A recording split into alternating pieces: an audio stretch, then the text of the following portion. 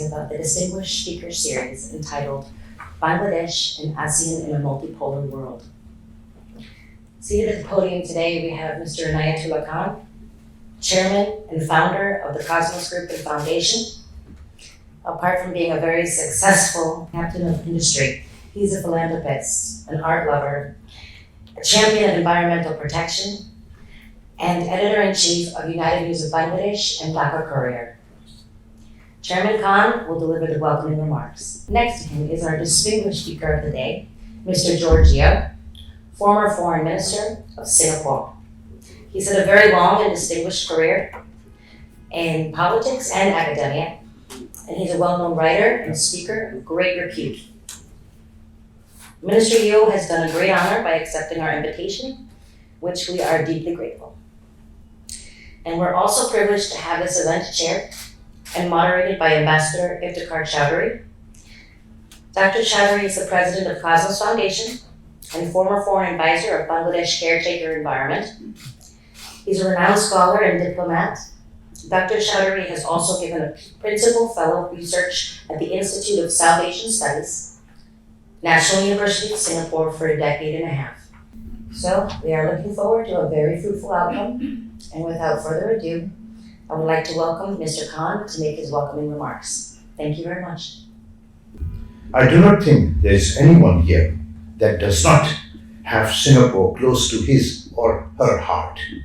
In fact, it is quite often that we lose our hearts to Singapore. Just as I have, in course of my many years of having lived there, almost 50 years, off and on. One can call Singapore the pride of Asia, though it is, in my view, a global melting pot of culture and civilization. We are happy that our leaders, Prime Minister Sheikh Hasina and Prime Minister Lee Hsien Loong, have such a close rapport. We are looking forward to the day that rapport can be translated into a mutually rewarding free trade agreement. My own experiences of Singapore have been most exciting. I've sought to put them together in a book entitled Bangladesh and Singapore, A Tale of Two Nations. And I hope to launch that simultaneously in Singapore and in Dhaka. And that book is being dedicated in honor of our founding father, Sheikh Mujibur Rahman and Lee Kuan Yew. I also want to share the happy news that Cosmos Foundation has been able to sponsor a postdoctoral fellowship in the field of Bay of Bengal / Indo-Pacific Studies at the Lee Kuan Yew School of Public Policy. And this we are doing as a special gesture to commemorate the 100th birth centenary of Lee Kuan Yew, whom I had the good luck of meeting a few times and also interview him. So that's all going to be in that book. It's not very easy to list Mr. Yeo's achievements in such a short time, as I shall only do the plausible alternative, which is to touch upon the highlights. A brilliant intellect, he graduated with a top scholarship from Cambridge and went into the military. When a brigadier general, he was persuaded by Lee Kuan Yew in 1988 to join politics. The bid that was given to Mr. Yew was to learn from Mr. Lee. He should enter the political arena where Mr. Lee was still young. A highly successful career in public life saw him as a cabinet minister for 23 years, including as foreign minister between 2004 and 2011. For an excellent mind like this, his academia awaited his retirement. He was Chancellor of Nalanda University in Bihar and is currently a fellow at the famous Lee Kuan Yew School of Public Policy. An avid sportsman and athlete, he has run the marathon in Singapore. He has a string of international recognitions, which is not a surprise that it includes a Padma Bhushan from India, the highest reward. A brilliant communicator, he uses all kinds of mediums to connect with people and has just published a much talked about trilogy which he called his Musings. and I was very lucky to attend the launch of the book. And I couldn't get a copy of the book signed because there was such a long queue.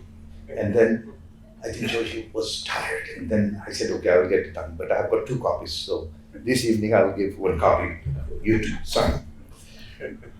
We're also very pleased here to have Dr. Iftikhar Ahmed Chaudhry, a scholar diplomat, who was also our foreign affairs advisor, minister during the caretaker government, as our president of the foundation, Cosmos Foundation, and he's going to moderate and conduct the session. Without any further ado, let's start this and over to Dr. Chaudhry. No surprise, therefore, in our inclination to wanting to be a regional dialogue partner and seeking the support of our initiative of all the friendly countries, including that of Singapore. The second reason is the burgeoning turmoil in Myanmar, an ASEAN member which is now threatening to spill into Bangladesh, with protagonists from contending sides looking to us as a safe haven.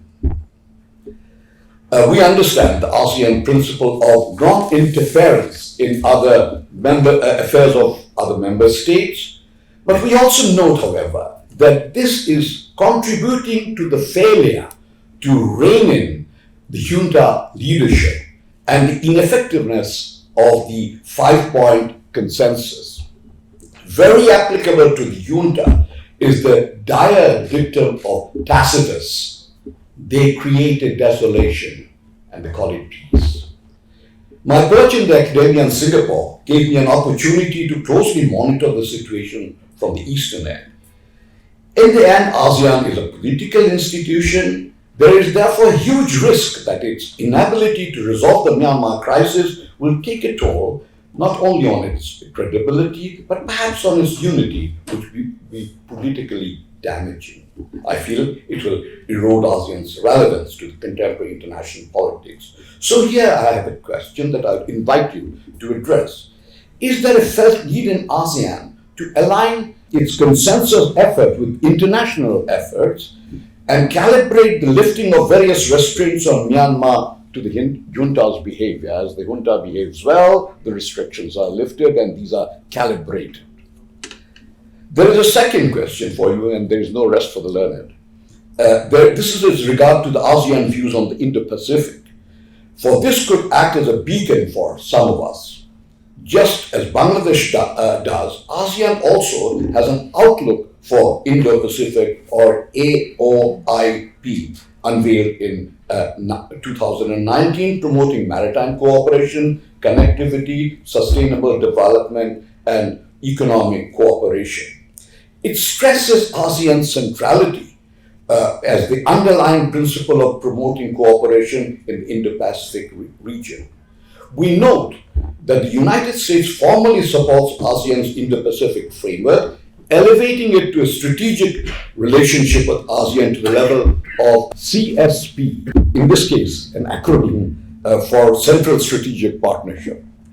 But in the region, there still lingers the apprehension of getting caught up in a Thucydidean US-China war at the worst, as security risks on food, health, energy, and climate on the other. So, is this apprehension a valid one? And if so, as Lenin famously asked, what is there to be done? The floor is yours, George. I feel embarrassed to say that this is my first visit to Bangladesh. I have no excuses. It was something which I should have done much earlier, but there are always other more pressing priorities. And Bangladesh was never a problem to Singapore, and therefore never at the head of the queue for too many overseas visits. But the links between Bangladesh and Singapore and Southeast Asia and East Asia go back to the times of the Buddha.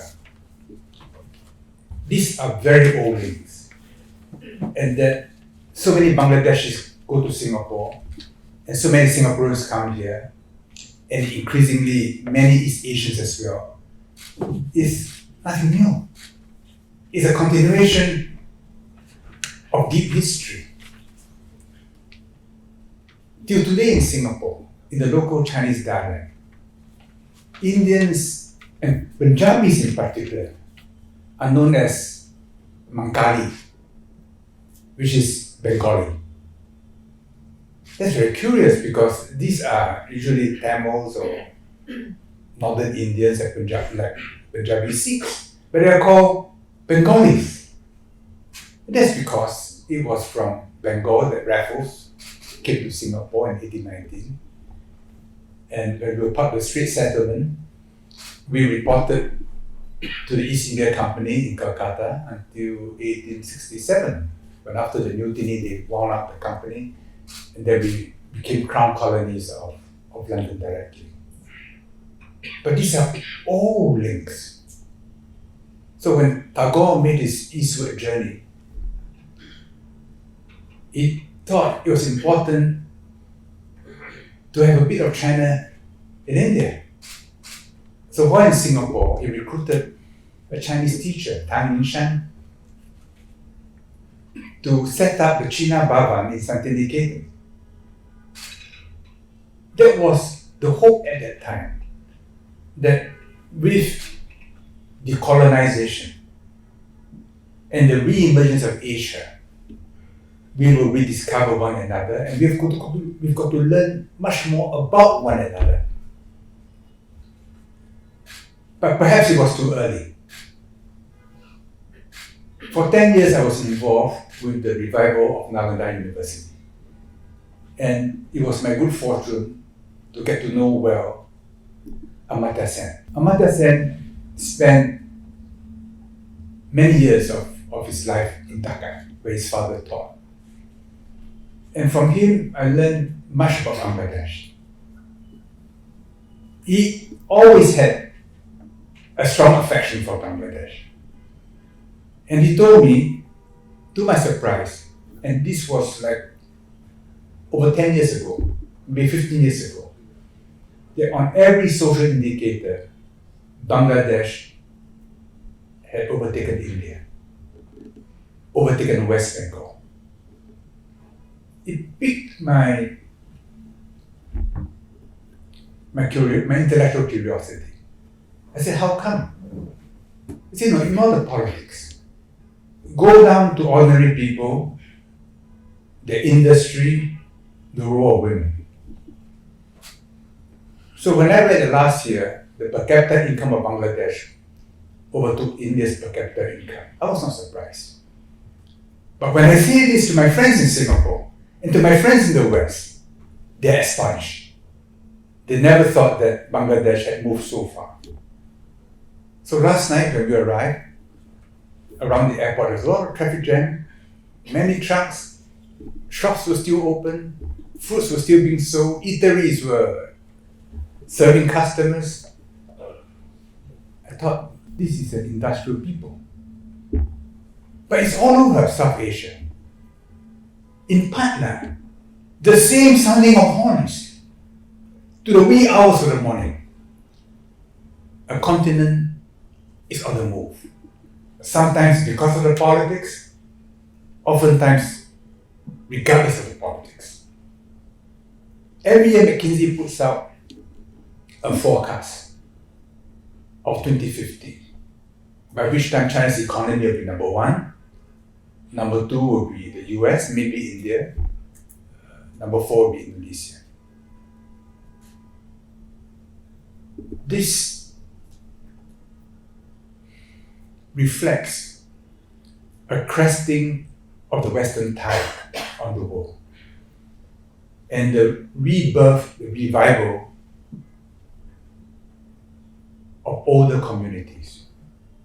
And all over Asia now, you find people pole vaulting into the 21st century and holding their own, whether it's academic papers or in production, logistics, in many fields.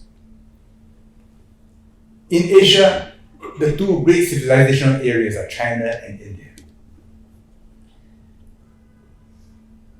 They give us life because in them there are huge opportunities. The Western world, emotionally, they find it hard to accept a growing multipolarity because they're used to dominating the world and visiting us with a clipboard and judging us. Oh, Bangladesh, you're 6 upon 10, Singapore, you're 4 upon 10, or we are of course 10 upon 10. Around the Chinese periphery, those whose accounts with China grow will seek diversification. And instinctively, they will want India to be part of the equation, and the US and Japan. Around India, as India grows, all the countries around India will also seek diversification from China, from US, Japan, and others. And in between these two great polities, there's Bangladesh, there's Bhutan in a sense, which feels very Southeast Asian to me, and of course ASEAN. ASEAN has no nuclear weapons, no ballistic missiles, no aircraft carriers, but it coheres after a fashion. Myanmar may be an exception, but I'll talk about that later. The instinct is to come together, because if we don't come together, then we are welcoming the major powers to interfere in our domestic politics. And if we become balkanized again, we'll repeat the tragedy of the Indochina War during the Cold War. The biggest country, Indonesia, knows this. And even though it's the biggest country, it knows that it's small compared to the others. And so it leads ASEAN by restraint. We never vote in ASEAN. When we cannot agree, well, we agree to disagree and we talk some more. We set up expert groups, we set up senior officials groups, and we defer the problem until by gradual erosion of the sharp edges, we come to a consensus. It may mean that we take longer. It may mean that we have to meander. But in the end, the agreement that we have is a more solid agreement because it saves face, it takes into account the needs of others, and they represent compromises. So unlike Western Europe and South Asia, in ASEAN we don't vote because we prefer to talk and to find ways to achieve consensus. In some ways we are closer to China, in some ways we are closer to South Asia. The great academic Wang Gungwu, he once described Singapore as where the mandalas of India and China overlap. I would say that the mandalas of China, India, and the West overlap with different intensities in the 10 countries of ASEAN. In every of them, you find bits of China, bits of India, bits of the West, in different proportions, creating in each of the 10 countries different national characteristics. But in all of them, a common desire to stay free and independent. And I think that's a wish of Bangladesh also. From the viewpoint of the Muslim world, the cruelties inflicted on the Rohingyas is something which cries to heaven for justice. I mean, in Cox's Bazar, there must be over 1 million refugees. Many brave the high seas to find their way to Malaysia and Indonesia and other countries. It is a great human tragedy. And there's no simple solution. Because the problems are rooted in history, the solutions have got to be rooted in history. But even before that, Myanmar itself faces profound problems. All of them are part of the problem. The army, the ethnic groups, Dorsu. Because she pushed the military to a point where I think they had no choice but to react. In fact, that was my anticipation when I saw matters come to a head. I thought the military would be forced to move. But by moving, it brought the entire country backwards. And everyone lost. And everyone has to be part of the solution. China will look after itself in Myanmar. Because like you, they have a big border problem. You have the Rohingyas. In China, for every Kachin in China, there are 2 Kachins in Myanmar, there are 2 Kachins in China. For every Wa member in Myanmar, there's a Wa member in China. The Shan people are on both sides. So when recently there were border disputes, China using its influence brokered a ceasefire. And they want to develop Chakpyu as part of the Belt and Road. Because for them, being able to bypass the Straits of Malacca is of strategic interest. India, seeing growing China influence, has set aside all considerations of values to maintain a realpolitik foreign policy towards Myanmar. But both prefer ASEAN to be upfront. But ASEAN has not been able to.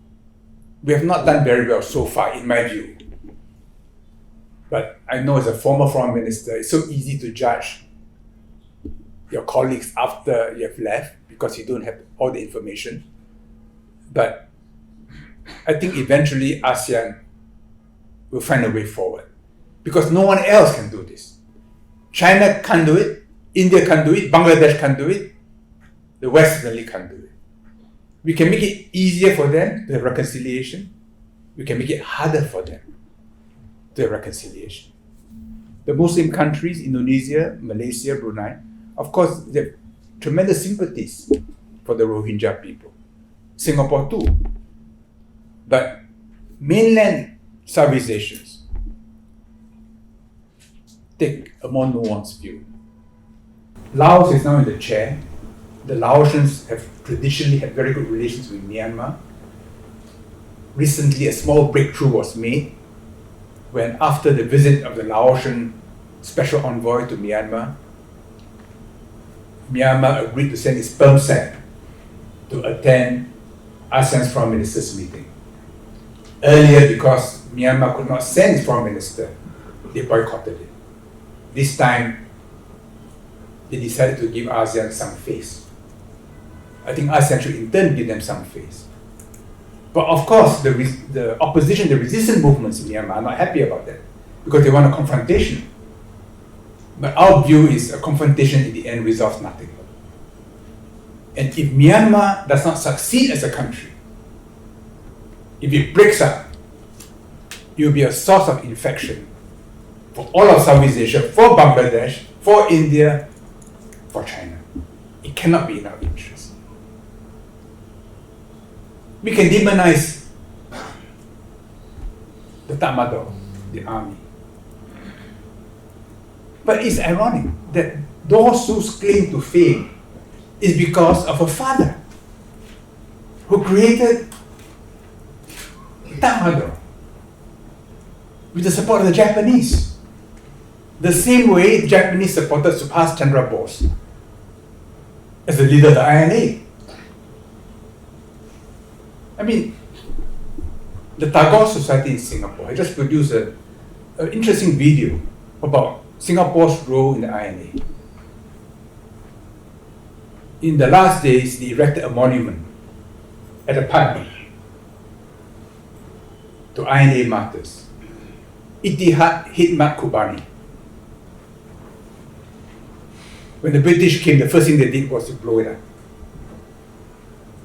I was told by our President S.R. Nathan that when Nehru came, I think 47 or 46, he asked for a bouquet of flowers. Some people thought cheekily that it was meant for Lady Mountbatten. But in fact, it was to lay a wreath on the site of the INA Memorial, because back in Delhi, he was defending them in the Red Fort. So the Tatmadaw, in the minds of the Myanmar people, had the same status. Without the Tatmadaw, there is no Myanmar, because there are so many ethnic groups. The majority, the Burma people, make up only 50%. And everybody knows that unless they work together, the country will break up. Now, the wounds have been reopened because both sides are improving infrastructure on their side of the border, eyeing each other with concern. But I don't believe you'll get too far. Because what are the stakes involved? Neither wants to make the other like itself. Each recognizes the other as an ancient people. When they met, it was to help one another. It was from India that Buddhism went to China. And Chinese civilization without Buddhism would be like a tapestry with one color missing. So much has it been woven into the fabric of Chinese society. In other areas, like in agriculture, in astronomy, in mathematics, in navigation, they were in communication. And in fact, I'm trying to create a project in Singapore to compile an encyclopedia of India-China relations over the centuries. Because when scholars come together, not just India and China, but others as well, to talk about the past, then peace in the future becomes so natural, so obvious. And in between India and China, there is reasonably good relations. Then the prospects for this region will be very good. Another generation of peace, and the societies will be transformed completely. 20, 30 years, Southeast Asia, most of it will become first world if we can maintain the peace. And Bangladesh has equally bright prospects if there's peace. But if there is war, well, then you'll be a different dispensation completely. Now, Bangladesh to me is, if you don't mind my musing on this, I wanted a friend of mine in China asked me if I could meet somebody visiting Singapore. I said I could not. So I had to Google Bangladesh in Chinese. So it says 人家拉国. So I said, oh, that's what Bangladesh means. It means the country of the Bengali people. The country of the Bengali people. But what about West Bengal? They're also Bengali people.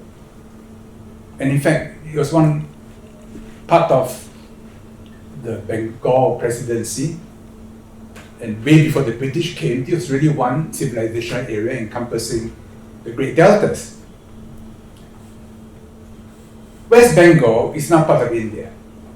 And so it has no autonomy. Its policies, its orientation is now directed from Delhi.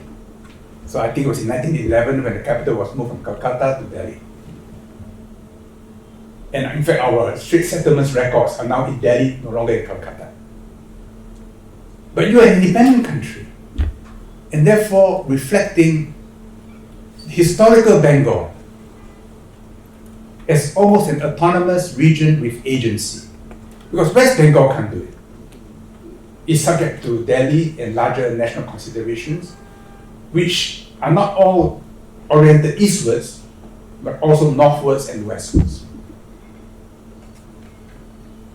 So Bangladesh, in fact, in South Asia, can play a very important role in bringing about an Indo-Pacific vision which is inclusive. It was what led Buddhism into East Asia. It was what led Tagore to talk about the importance of the two sides coming together.